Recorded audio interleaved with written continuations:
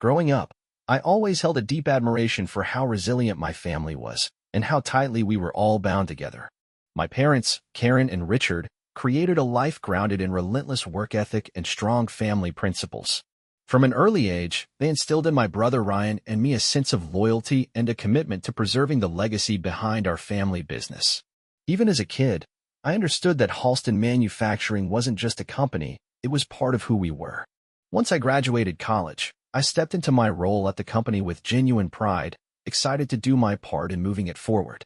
Ryan came on board too, though we couldn't have been more different in how we approached the job. I leaned into planning, detail, and strategy. Ryan thrived on charm, flash, and smooth talking. We butted heads from time to time, sure, but I always believed that our shared dedication to the company and our blood ties would win out over any competition.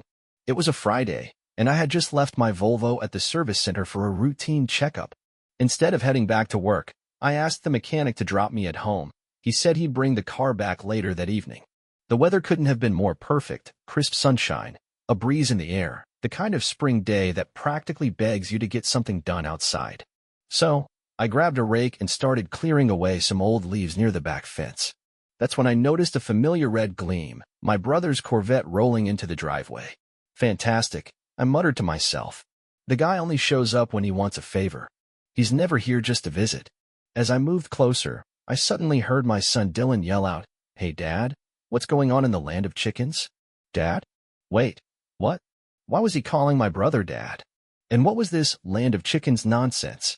Ryan leaned out the window and said, "Just bringing back Uncle Mark's saw. I accidentally cut the cord. He needs to fix it before I can finish up." Then he added, with a smirk, "Is Clueless Mark home?" Clueless Mark? That's me. Mark. And until that moment, I didn't consider myself clueless. But now, I wasn't so sure. I decided to keep out of sight and let the conversation play out. Of course, I hit record on my phone. Dylan replied, "Clueless isn't around. He doesn't usually get back before 5. I barely hang out with him anyway." Then, Dylan asked something that made my stomach drop. "So, when can I come over now that school's out? Your place is way more fun than this one." Ryan responded, "I'd love that, buddy, but your mom's trying to get as much time with you as she can. You're her only kid, and once you're gone, she gets all mopey and clingy. Just cut her some slack, all right?" Dylan nodded. "She said she'd spend time with me Thursday afternoon. That's when I was going to ask if I could stay with you this summer." Then he asked the question that shattered me. "Why doesn't Mom just divorce Clueless and move in with you?" Divorce? Spend afternoons there? My mind reeled. Things were clicking together in the worst possible way. Ryan laughed like it was all a game. "Man, ever since I got her pregnant with you, I've been asking her to leave Mark. But she always says the same thing, you're amazing in bed, but you'd be a nightmare as a husband. I love my husband. Being with him is perfect. But with you, the sex is off the charts. So no, she won't leave him, but she still hooks up with me." Then, like it was just another day, Ryan said, "Anyway, see you tomorrow at the family get-together," and drove off. I felt my knees buckle. My entire world had just imploded. The boy I thought was my son wasn't. My wife, the woman I trusted, had been betraying me with my own brother. I dragged myself back into the yard and collapsed onto the old rope swing, the one I'd pushed Dylan on more times than I could count. Now, all I could do was sit there and cry, my tears soaking into the dirt below. What was I supposed to do with all this? I needed time to think before I made any moves. Then something clicked in my head. The DNA test. Years ago, we all did that 23andMe thing. Could it have been tampered with? Unless Laura had swapped my sample with Ryan's to cover up the truth. Would she go that far? Could she be that cruel?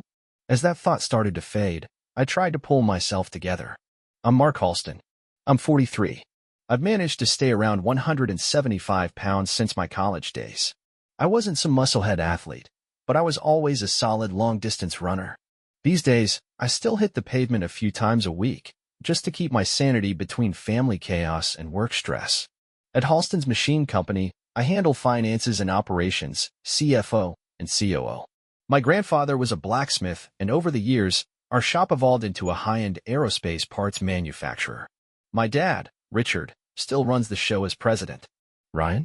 He's our chief marketing officer. I've got degrees in industrial engineering and accounting, a natural fit for my role. Ryan, on the other hand, is the walking opposite of me. He's 6'3", outweighs me by 50 pounds, and carries himself like a human battering ram, loud, cocky, pushy, and borderline abusive. A high school football star, he coasted through college on a sports scholarship. He barely squeaked by academically. Most of his professors passed him just to keep him eligible. His degree was in physical education, and when he couldn't find a job, Dad handed him an entry-level gig at the shop. Precision work wasn't his thing, but he was slick enough to impress clients. He never grasped the technical side, but he could charm his way into a sale.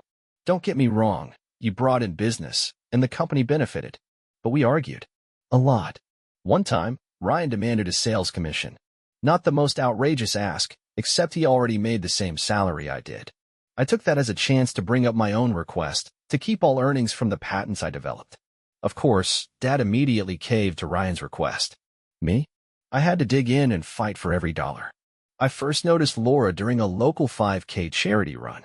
She had on loose-fitting shorts and a t-shirt, but what really caught my eye was her figure, especially from behind. I was the faster runner, but honestly, I didn't mind staying behind her. By the time we crossed the finish line, I wasn't thinking about the race, just her. After she nearly stumbled trying to dodge a dropped water bottle, I instinctively reached out and caught her arm. Thanks, she said with a relieved smile. Didn't want to wipe out? I'm Mark, I told her. I'm Laura, she replied. Mind if I tag along? Just to make sure you don't trip again? I joked. She laughed. Sure, I could use a bodyguard. And just like that, things began. Laura had a degree in secondary education and worked as an English teacher. A year after that charity 5K, we were married in her hometown church. After 2 happy years, we decided to start a family. We tried everything: timing, diets, even those awkward fertility tricks. But month after month, there was nothing. Neither of us wanted to dive into fertility testing just yet. Maybe next year, we said. Then she missed a period. She didn't say anything at first, afraid she'd jinx it. When she missed a second one, she finally told me. I was thrilled. Starting a family was everything I'd hoped for. But the pregnancy was brutal. Laura was bedridden for the last 2 months, and the delivery nearly killed her. Dylan had to be delivered via emergency C-section. He was just too big. The doctor warned us not to try for another. Laura's health couldn't take it. And so, Dylan became our one and only. He was full of energy, always wanting to wrestle or toss a ball in the yard. I loved that. Laura didn't. Said it was childish and rowdy. Dylan's grades were average, nothing alarming. But after he turned 15, something shifted. He pulled away, got moody, distracted. Spent more time glued to his phone or gaming than talking to me. When I tried to connect, he'd make jabs about my job, call me boring. Physically, he began to resemble Ryan and my father more than me: tall, broad, athletic. Still, I tried not to overthink it. Laura, at least on the surface, seemed to be the ideal wife, now a respected principal at McKinley School, known for its tough student population. But at home, she was increasingly irritable. She'd snap over little things: how I loaded the dishwasher, how I folded towels. Her stress came home with her. Yet, in the bedroom, she stayed affectionate. More than that, she was passionate. It didn't feel fake. Which made what I overheard that week even more devastating. Ryan told Dylan casually, smugly, that he was actually Dylan's father. He bragged about sleeping with Laura for over 17 years. I was blindsided. But suddenly, so much made sense. Dylan's frame. Laura's tension. The disconnect I couldn't quite put my finger on.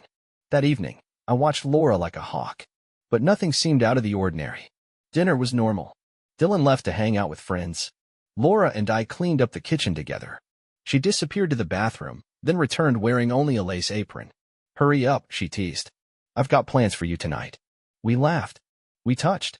And that night, we had incredible sex. If she was faking it, I couldn't tell. The next day was my dad's 70th birthday. Laura didn't want to ride in my Volvo, of course, claimed it smelled like work boots, and Dylan drove separately. So we took her Lexus. At the house, the greetings were routine. Laura got a hug from Ryan, warm, enthusiastic on his part. Her response? Flat.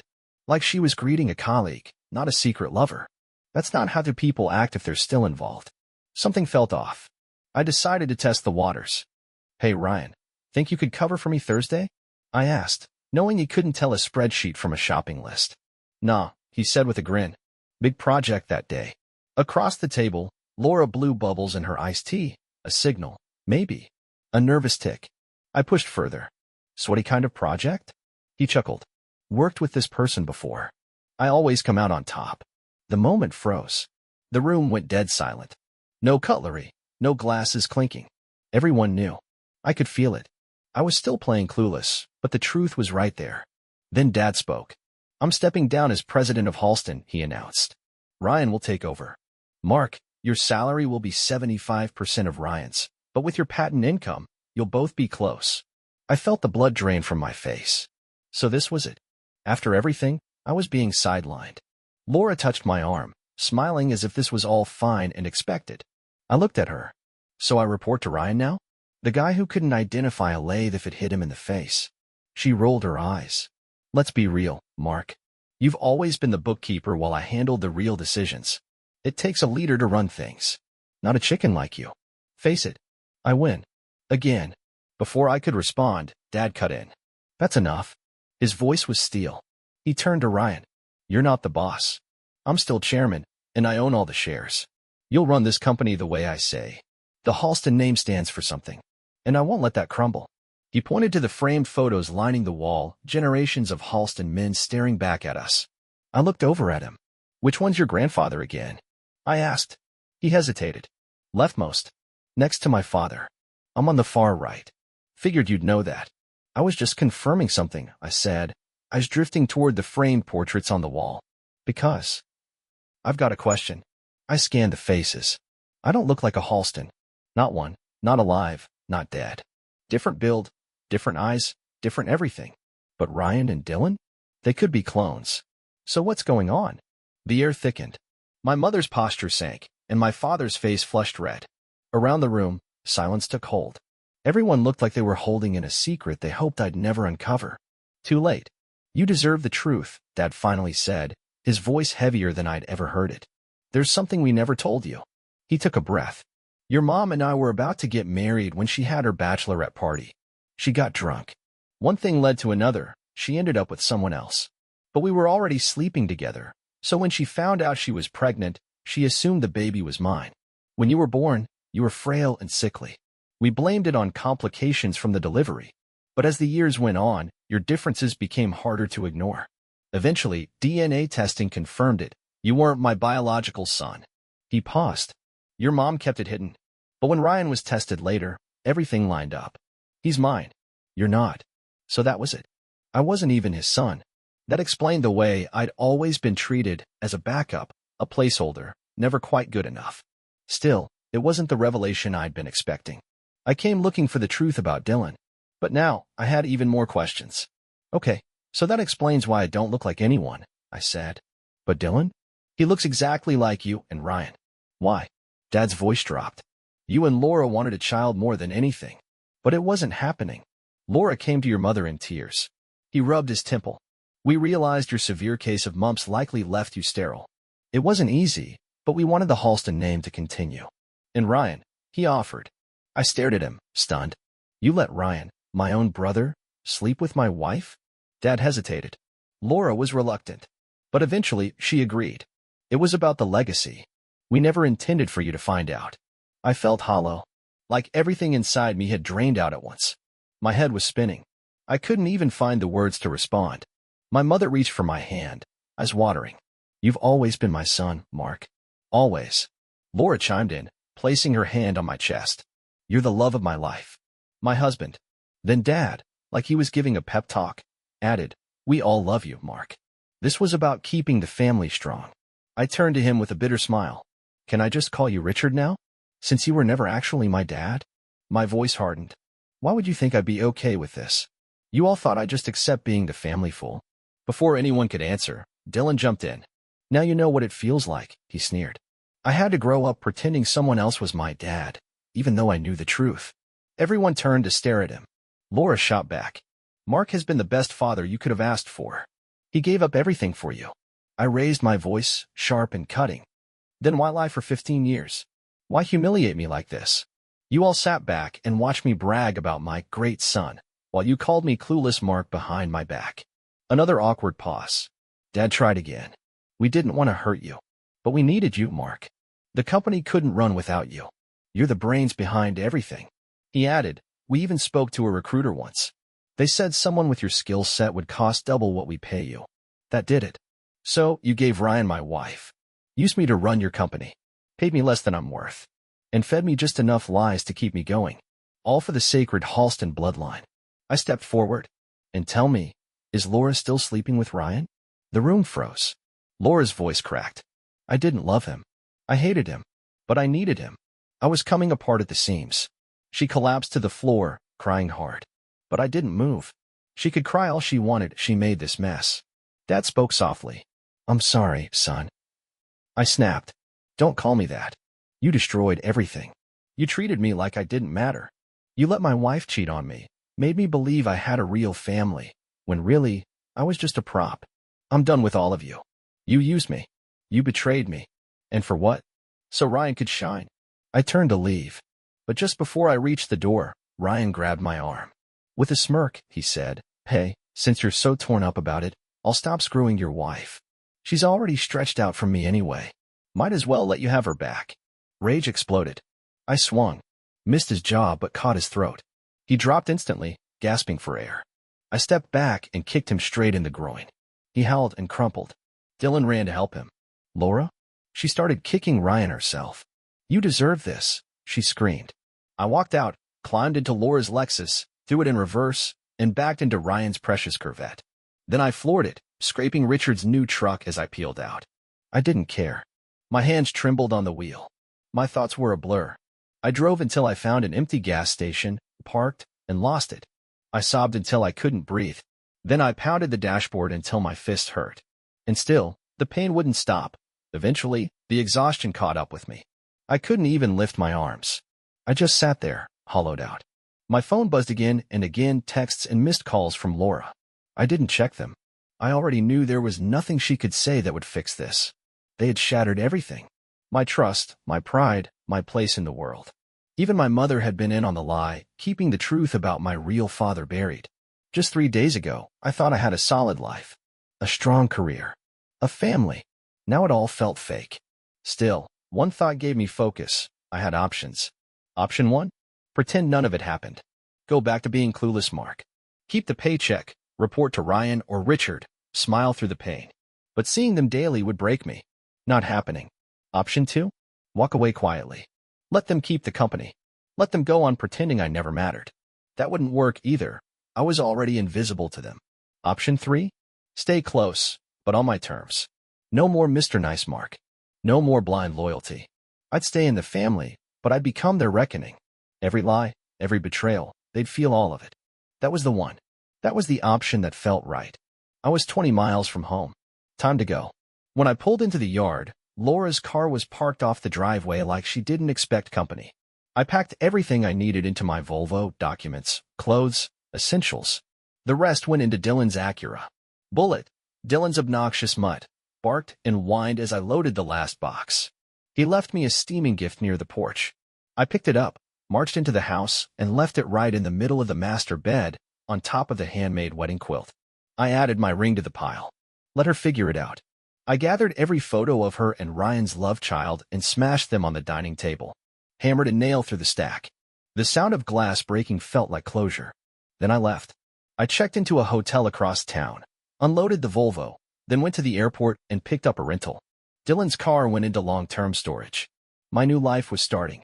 I laid low in the hotel, eating pizza, drinking cheap beer, and ignoring the outside world.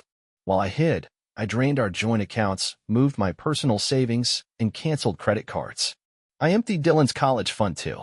I'd worked hard to save it for him. He could ask his real dad for help now. That night, I barely slept. My mind wandered through old memories, holidays, vacations, good times that now felt staged. They never cared about me. So why should I care about them?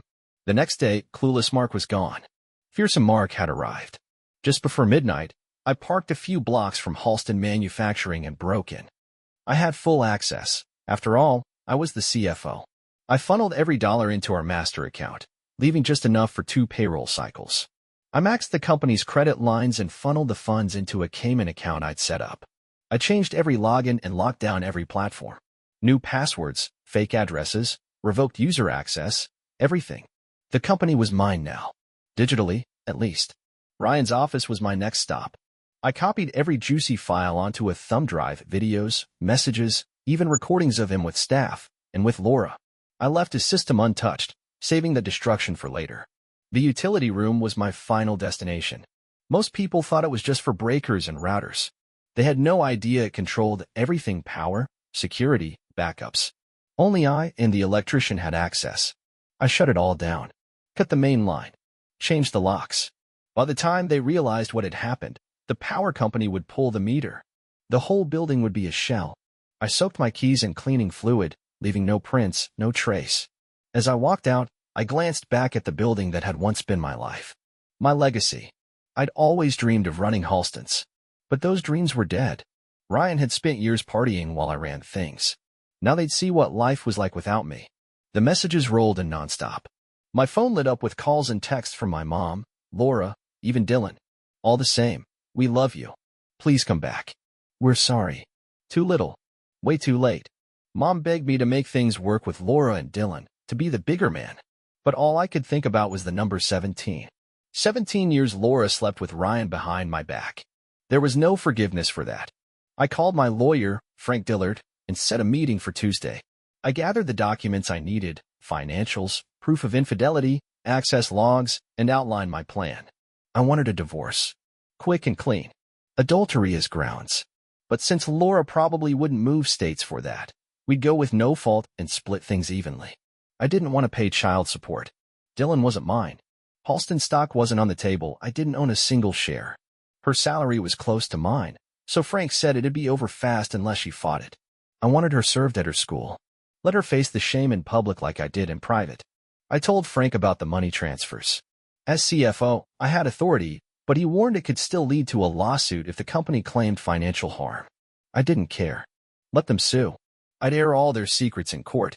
Frank mentioned a $3,000 retainer if I needed him later. I paid it without hesitation. I'd already lined up meetings with 3 companies who wanted my skill set and access to my patents. There was nothing keeping me in this town anymore. I had friends, but I wasn't leaning on anyone. I'd do this on my own. At 43, with nothing but a packed suitcase and a head full of rage, I was finally free to start again. 1 week later, Frank Dillard called. "Mark," my lawyer said, voice tight with tension, "I just got back from the county attorney's office. Richard's trying to press charges: embezzlement, wire fraud, grand theft. He's furious." I didn't flinch. Frank explained that he told both Richard and the attorney that every cent was still in the company's Cayman account. It wasn't stolen. It hadn't even been touched. All Richard needed to do was update the account with a new authorized signer. Of course, that meant Richard would have to fly to the Caymans, a trip he despised, especially over water. That alone made it all worth it. A month after Laura got served with divorce papers, Frank called again. "Have you returned any of her calls?" he asked. I laughed. Not a single one. No texts. No emails. No letters. I've been a ghost. The divorce was stalled. Laura was refusing to sign because she wanted Dylan's college fund and the car. Even Frank said getting the judge to side with her wouldn't be easy. I told him I'd be willing to split the college fund. If that wasn't good enough, I'd sue for fraud. 16 years I paid for Dylan like he was mine. Turns out he never was. I told Frank I'd sue all of them: Laura, Ryan, Karen, Richard. I might not win, but the media would eat it up. Let the world see how the Halston family handled their legacy. A week later, another call from Frank. Laura agreed to sign, but only if I gave her 1 hour. She wanted to explain her side. I didn't care what she had to say, but I agreed on the condition it was just the 2 of us. I also insisted on recording the meeting. I wasn't walking into another ambush. Not after 17 years of being clueless, Mark. At exactly 3 p.m. the next week, I backed my rental into the driveway. The place looked smaller than I remembered. No strange cars. Quiet. She opened the door like she'd been standing behind it the whole time. No makeup. No soft music. No wine glasses or romantic bait. Just 2 piles of paperwork on the kitchen table, waiting to be signed. The marriage had ended long before this moment. This was just sweeping up the ashes. She offered me a drink. I declined. "You got me here," I said. "Start talking." For the next 15 minutes, she recited every cliché in the cheater's handbook. "I'm sorry. I didn't mean to hurt you. Can't we fix this?" I stopped counting after the 7th apology. She even dragged up ancient family history: how Richard forgave my mother years ago, using some tear-stained letters I'd never even read. She pointed to an envelope she'd brought with 408 scrawled on it. 17 years. 24 times a year, she said. I raised an eyebrow. That's how often you slept with my brother? It wasn't that many times, Mark, she said quickly. Then what's the number, Laura? I asked. Give me the math. Her voice dropped to a whisper. Too many. There was no anger on my face. Just complete emptiness. Seeing that, she tried a new angle. Do you want to ask me anything? Why? I asked. Why any of this? She took a deep breath. I was pressured, Mark. Your father, Richard, he was obsessed with keeping the Halston bloodline going. He thought no woman Ryan knocked up would be good enough unless it was me. I let the sarcasm slip. Oh, right. Can't forget Ryan's precious prostatic fluid. She winced. Even when I was trying to get pregnant, I was still sleeping with you. I was hoping you would be the one who got me pregnant. I wanted your baby. I wanted our family. I just messed everything up. I stayed silent, letting her stew in it. She kept talking. I never wanted it to happen like this. But once I knew I was pregnant, I cut Ryan off. I hated the way he made me feel, used, sweaty, gross. You were the one who cared. You made me feel seen, loved. I finally responded. So you cheated with my brother, got pregnant by him, and then stayed with me because I made you feel better after he used you? That's not what I meant. No? Because that's exactly what it sounds like. She was flustered now. It was more about me than it was about you. I couldn't believe the words coming out of her mouth. She continued, her voice trembling. He wasn't even good. It was awful. All about himself. I hated every second of it. But I couldn't stop. I nodded slowly. And yet you kept doing it. For 17 years. I stopped after I got pregnant, she said. After that, all my love was for you. Your timing's inspiring, I muttered. I appreciated you more after being with him, she said. Especially how you treated me, in and out of bed. Oh, so I was too good of a lover, and that pushed you back to Ryan? That's not what I meant, Mark. This whole thing sounds disgusting, I snapped. Let's just wrap up your sad little speech about how screwing my brother had nothing to do with me. She looked like she might cry again. Please, Mark. I only asked for an hour. I know I blew it. I know I don't deserve anything from you. But I still love you. You had a funny way of showing it. I'm not making excuses, she said, clearly about to. But I've been successful. And sometimes that makes me arrogant. I think I'm smarter than people. I lose my compassion. I act like I'm better than everyone else. She paused. I needed someone to put me in my place. Ryan filled that role. She actually said that. She blamed her betrayal on a character flaw. On being too smart, too proud, too successful. Like her affair was some noble form of self-discipline. And when your parents pressured me to have Ryan's baby instead of yours, she added, that flaw came out. I didn't say a word. She didn't deserve another one from me. You mean when they used you like livestock? I cut in, voice rising. Just breeding stock for the Halston legacy? Laura didn't flinch. That's one way to put it, she said. There was no love, no warmth. We undressed, had sex, and I left. No cuddling. No kissing. It wasn't like us. It was rough, degrading, not passion, not affection. She paused. But I kept going back. Sometimes once a month. Sometimes not for months. Ryan didn't care. It wasn't about love. It was about losing control, being humbled. You treated me like a queen, Mark. He didn't. And part of me needed that contrast. My stomach turned. She looked at me with a hint of remorse. I used him because I couldn't handle how good you were to me. I used you because I couldn't let go of how that made me feel. You were tender, loving, real. He made me feel dirty, small. And I thought that's what I deserved. I see, I said, tone flat. And you think that somehow makes this better? No. I know I ruined everything, she whispered. But I hope someday you'll remember the good we had. You were the best thing in my life. Sure, I said. At least now I know the truth. Or do I? Her brows lifted slightly. You do. Let's test that. When was the last time you slept with him? She sighed. The day of your dad's announcement. After I kicked him at the house. That was it. Did he use protection? Laura shook her head, confirming the fear I hadn't said aloud. Did it ever occur to you that your beloved Ryan might have given you something? An STD? A nice little bonus to the betrayal. She didn't answer. Just looked away. Did we ever sleep together on the same day you slept with him? Her shoulders stiffened. I always cleaned up afterward. I made sure. That's not what I asked. There was a pause. There were times. Not many. You wanted me, and I didn't want to say no. So I offered other things instead. Oral. I told you not to reciprocate. I clenched my jaw, heart pounding in disgust. Just be honest, Laura. Did I ever get your sloppy seconds? She hesitated, then nodded faintly. I didn't keep track, Mark. But, yes, it probably happened. I didn't want to do that to you, but I can't lie. I sat there, silent, the weight of her confession dragging down my soul. The lasagna I'd had earlier churned violently in my gut, rising like lava. Before I could stop it, I vomited across the table, an eruption of red sauce, pasta, and rage. Laura screamed, pushing back from the table as the mess soaked into her clothes and carpet. I staggered toward the door, dripping bile and humiliation with every step. Her cries chased me out, but I didn't look back. My lawyer had to reprint the divorce papers because no one at the courthouse would touch the originals. Nobody wants to handle paperwork covered in someone's emotional and literal puke. 2 weeks later, it was done. Divorce finalized. I got half the college fund and half the car value. Laura got the house. She could keep it until Dylan graduated. I didn't care. The kid wanted nothing to do with me, and I no longer owed him a thing. I wasn't his father. Let Ryan foot the bill now. I refused to pay child support. If the court insisted, I'd refile under adultery and sue the whole Halston clan for fraud. None of them wanted that spectacle. Truth is, I didn't want the Halston name anymore. In the weeks that followed, I lived like a ghost. The files I took from Ryan's computer sat untouched for days. I wasn't ready to watch them, not yet. I still couldn't wrap my head around what Laura had done, let alone stomach seeing it. Eventually, curiosity took over. The file names were straightforward: dates, initials, locations. One name jumped out: Tessa. A chill ran down my spine. Tessa was married to my oldest friend, Alex Murphy. He'd been 2 grades ahead of me, football captain, prom king, all of it. We weren't close in high school, but I'd helped him pass English.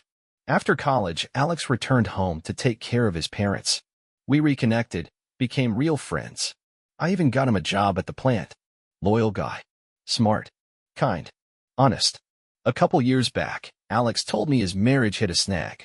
Tessa had gone out for a girls' night, blacked out, and woke up knowing something had happened. She confessed to sleeping with someone, but didn't know who. They stayed together for the kids, but Alex never had closure. Now, I had it. The Tessa video was short.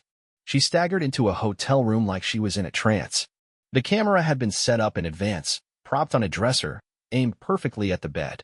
Ryan entered a moment later, fully composed, already undressing. No words. No tenderness. No hesitation. I had seen Tessa before, at barbecues, the lake, community events. She was stunning. Kind eyes.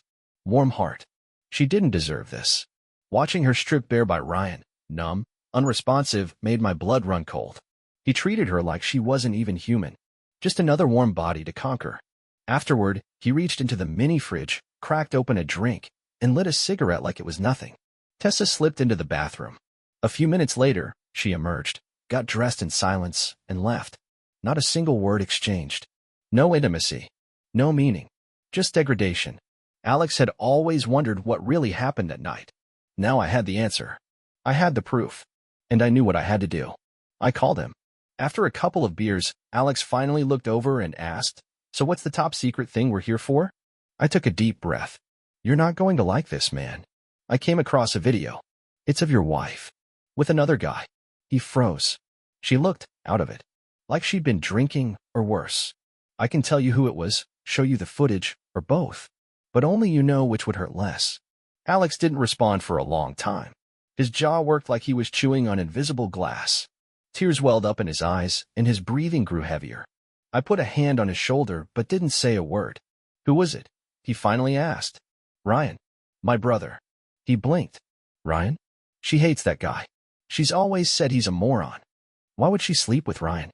"She didn't look like she wanted to," I said. "Watch the video. You'll see for yourself. She wasn't leading anything.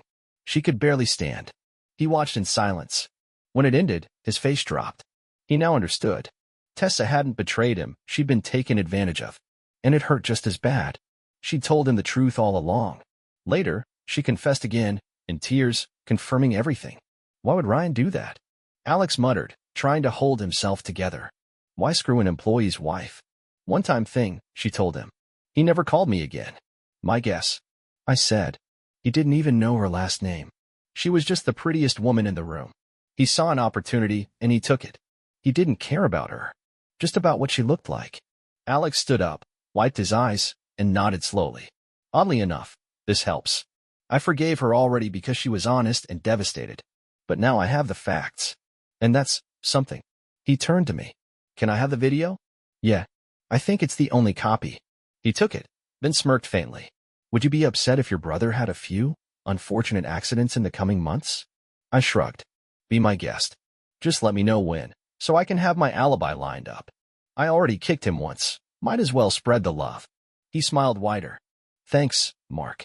You're like a real brother. Funny, I said. You're a better brother than I ever had. We hugged before he left. As he walked away, he called over his shoulder, keep in touch. I didn't spend much time watching the videos of Laura and Ryan. I couldn't. The idea of it messed with my head too much. Eventually, I decided to delete all of them. I didn't want those images in my mind or on my computer ever again. But fate had other plans. As I was going through the folder, my hand slipped, and instead of hitting delete, I hit play. And just like that, there she was, Laura, in one of the videos. Fully present. Engaged. No hesitation. No confusion. Just her and Ryan, and a twisted sense of purpose. She wasn't lying when she said everything else disappeared when she was with him. The woman I'd once adored was barking orders like a dominatrix, fully in control, fully invested. It hit me harder than I expected. That moment erased every last good memory I had of her. 2 weeks later, Alex came by with a six-pack and a simple thank you for helping him face something he'd feared for years. He told me how much it meant to finally have closure. You showed me she wasn't cheating. She was violated, he said, voice low. And that made all the difference. Then he surprised me with an idea. What if we used those videos, he asked. Not for revenge, at least not exactly. But to help other guys. Expose what Ryan did. Help people see who he really is. I didn't even hesitate. I gave him the rest of the files every rotten second. Meanwhile, my job search picked up. One of Halston's competitors reached out. They wanted me to fly out for an interview. Just getting that call was the first spark of hope I'd felt in a long time. I told them I'd be available whenever they needed. The company was Donen Corporation, run by Wes Donen himself. He offered a strong compensation package. But before anything was final, I had to meet with Whitaker Resources, the firm that handled HR, compliance, and recruitment for Donen's leadership team. That meant a personality evaluation. Great. Just what I needed, someone digging around in my damaged psyche. My meeting was with Mickey D. Whitaker, the founder. The next morning, I arrived at their modern, glass-walled office. It was nothing like the industrial, no-frills layout I was used to. Sleek, clean, warm. The receptionist offered coffee and told me it's not Mr. Whitaker, just Mickey D. That surprised me. But what surprised me more? Mickey D was a woman, early 30s, sharp, confident, attractive in a polished, no-nonsense way. She greeted me with a handshake, firm but gentle. Glad you could make it. I mumbled something awkward, flustered by how fast she disarmed me. She smiled like she'd seen it 100 times. We talked for hours. She asked about my work style, strengths, how I handled failure, what kind of team I thrived in. She didn't pry into my past, but left the door open if I wanted to say more. I was passed over for a promotion, I eventually said. Worked way more than I was paid for. She nodded. That tracks. Eventually, she glanced at her phone. Oh well. It's almost noon. You probably want lunch. She smiled. Would it be against company policy if I took you out? Just a welcome lunch/tour. I smiled for the first time in what felt like forever. I'd like that. We went to lunch. Then dinner. Then more. It was the beginning of something I didn't know I still had room for. I wasn't quick to dive into another relationship, but I found myself wanting to spend more and more time with Mickey D. She didn't pressure me. If anything, she seemed relieved we were taking it slow. And I genuinely enjoyed being around her. While our friendship deepened, chaos continued at Halston Manufacturing. They weren't broke, but they couldn't access their funds. Richard scrambled to keep vendors from walking away. He dipped into his personal emergency reserves to cover payroll and invoices. Their last resort? A mortgage on the family's 160-acre parcel near town, land that had been in the Halston name for over 100 years. Losing control of it felt like severing a limb. Even after Richard returned from the Caymans with control of the account, the damage was done. Vendors no longer trusted them. The old 14-day credit terms were gone. Now it was cash up front, take it or leave it. Their working capital dried up. While Halston burned, Mickey D was learning the story behind my emotional wreckage. She understood her own world had once gone up in flames. 2 years earlier, a UPS truck had killed her husband, her partner in love and in business. He built Whitaker Resources from scratch, and when he died, she took the reins. She ran it with grit and smarts, never letting it fold. Meanwhile, Alex pulled me aside one day with news. Someone beat the hell out of Ryan, he said, eyes wide. In a dim parking lot behind a bar, Ryan had taken a steel pipe to the ribs, back, and leg. As he begged for mercy, the attacker grabbed his hand and snapped his middle finger back with a loud pop. The man leaned close and whispered, "That's for sticking your finger in my wife." Then he disappeared into the night. I didn't shed a tear. Life at Donan was better than I expected. The job brought me peace I hadn't felt in years. Since I had no non-compete, I started quietly poaching Halston's best clients. They remembered me, respected me, and were thrilled to jump ship. I wasn't flashy like Ryan, but I understood their needs and delivered on time, under budget, with better quality. Ryan, meanwhile, barely understood our products. He only knew to bill for them. And he wasn't even out meeting customers. He kept turning up injured, usually after late-night drinking sessions. 6 months after my divorce, things with Mickey D had blossomed. She was beautiful, smart, funny, kind, and our chemistry was undeniable. Our evenings grew more intimate, touching, kissing, teasing until one night, as we danced a little too close, she leaned in, her thigh brushing mine, and asked with a mischievous smile, "Shall we leave now?"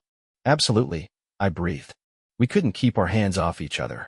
The drive to her place was a blur of laughter, whispered promises, and restraint hanging by a thread. In her room, we undressed slowly, savoring the moment. No rush, no frenzy, just deliberate movement and unspoken understanding. As we paused, heartbeats hammering, she whispered, "Did you bring protection?" "No. I'm sterile," I said. "That's why Laura had Ryan's kid." "What did the doctor say?" "No doctor. My mom said the mumps ruined me." Mickey's brow furrowed. "The same mother who lied about your dad and encouraged your wife to sleep with your brother?" "Point taken. You need a real doctor's opinion," she said, pulling me closer. "Later. Now, let's make this night unforgettable." By dawn, we'd made love at least 4 times. I figured Mickey had probably kept count better than I had, and maybe even doubled it. Eventually, as we lay tangled in the sheets, the topic of fertility came back up. I promised to get checked. I figured if I could produce half of what I'd given her that weekend, I'd be fine. The doctor's office visit was awkward but fast. A week later, I returned for results, with Mickey in tow, because she was as curious as I was. "Your sperm count is 25 million, the doctor said, glancing at the chart. "That's below average, but still within the normal range. Mobility's fine, too." He smiled. "You're not infertile, Mark. Maybe just less fertile." "Anything I should do?" I asked. "Take vitamins. Drink less. And don't stress about it. Fertility isn't math, it's roulette. Sometimes, it just takes time." With those odds, Mickey went back on birth control, and I started using protection. For now, we weren't rushing into parenthood or even cohabitation. We agreed to wait until after New Year's to revisit the idea. But first, I had to meet her parents. She told them about me. Said I was kind, dependable, smart, and that she might be falling in love. As we pulled up to their home, my nerves kicked in. It was large, but cozy. Lived in. The door opened, and Mickey immediately hugged a man in gray slacks and a red Christmas sweater. Then she turned, reached for my hand, and beamed. "Daddy, I want you to meet the man I love. Mark Tyndall." She looked back at me, eyes sparkling. "Mark, meet my father." "Mr. Donan," I blurted, stunned. "I mean, Wes. Wow, I didn't realize you were Mickey's dad." "I don't even know what to say." Wes chuckled. "Just say, 'Nice to see you, Wes,' and come on in." I looked at Mickey. "Why didn't you tell me your dad was that Wes?" "Donan? Don't you think that's something I'd be interested in?" "Yes, Mark," Mickey said gently, leading me into the living room. "That's exactly why we didn't want you to know." I raised an eyebrow. "We wanted to see if you liked me, or my inheritance," she said honestly. "We didn't want your coworkers thinking you were dating the boss's daughter for the perks, either." "That makes sense," I admitted. "But wow, you really had me." "Mickey D." "The D is for Donan." She grinned. "Guilty." "I really am clueless," I muttered. She giggled. "Maybe you should change your middle name to Duh." We all laughed. The tension melted away. That afternoon turned out to be one of the best I'd had in years. Wes was warm and straightforward, and Mickey's mom, Helen, had a calming presence that reminded me of what real family should feel like. For the first time in a long while, I felt welcome. And as the night went on, I realized something. Asking Mickey to marry me wouldn't just be accepted, it would be celebrated. Still, I didn't rush it. After everything I'd gone through, I wasn't going to assume anything. 3 months later, I got down on one knee with a velvet box in hand. Before I could even open it, Mickey jumped off the couch and into my arms. Yes, yes, yes, she shouted, showering me with kisses. We kept the wedding small, just Alex, Sindra, and a few new friends. Nobody from the Halston side. I didn't want that energy anywhere near our new beginning. After a quiet honeymoon in the Caribbean, Mickey and I returned home and began our new life together. First order of business, she tossed her birth control. We weren't rushing into parenthood, but we figured it might take time, so we were open to whatever happened. We also stopped by the courthouse to legally change our names. Mickey returned to her maiden name, Donan, and I followed her lead, officially becoming Joseph Timothy Donan. When we told Wes, he got quiet. Then, with tears in his eyes, he whispered, "Thank you, son." That moment meant more than I could ever put into words. Meanwhile, Alex came across another video from Laura and Ryan's affair, one I hadn't seen. He decided it was time for a little justice. He uploaded the clip and sent anonymous copies to several senior boys at the high school where Laura worked. The video was titled Principal Screwing, Class 101. 1 week later, Laura was walking down the hallway when she started hearing strange barking sounds. At first, she thought it was a coincidence. But the barking continued. Boys in groups, whispering, then barking, then laughing. When she stepped into the main office, it stopped. The moment she left, barking again. The video had gone viral, among students at least. The humiliation hit her like a freight train. Her reputation crumbled in real time. She tried to carry on as if nothing was wrong, but she was unraveling fast. Every hallway echoed with taunts. Every corner held a smirk. Staff members avoided eye contact. Students were relentless, barking noises in the cafeteria, in the gym, in the halls. At first, she tried to ignore it, but by the second day, it had followed her out to the parking lot. She knew, then, that someone had shared the video. Probably a student, maybe a teacher. That morning, she stormed into Ryan's office and accused him of leaking it. He, of course, denied everything, said his computer had been hacked, claimed the video was out there already and someone else had found it. Laura didn't believe him, but it didn't matter, damage done. Her dignity, career, and authority were gone. By day 3, she was a ghost in her own school. Students whispered as she passed, mimicking her voice, her moans. Barking had turned into chants. Bow wow, Principal Laura. Who's a good girl? She bolted from her office and didn't return for the rest of the week. When she came back the next Monday, she tried to put on a brave face, but it was hopeless. Staff meetings felt like judgment panels. No one defended her. Even her closest allies stayed silent. By Friday, the school board had called an emergency meeting. By Monday, she was placed on leave. She never returned. I didn't gloat. I didn't need to. Laura had orchestrated her own downfall.